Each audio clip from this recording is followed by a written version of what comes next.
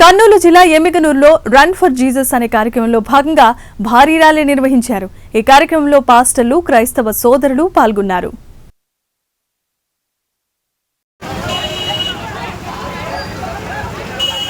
యేసుక్రీస్తు శిలువ వేయబడి మూడవ దినాన ప్రభువైనటువంటి యేసుక్రీస్తు సజీవుడిగా పునరుత్థానుడిగా లేపబడి ఉన్నాడు.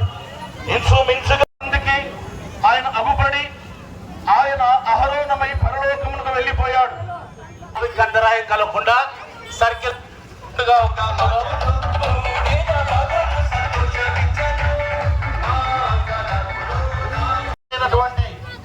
రన్ ఫర్ జీసస్ కార్యక్రమాన్ని ఏర్పాటు చేయడానికి ఒక ముఖ్యమైన కారణం మన ప్రభువైనటువంటి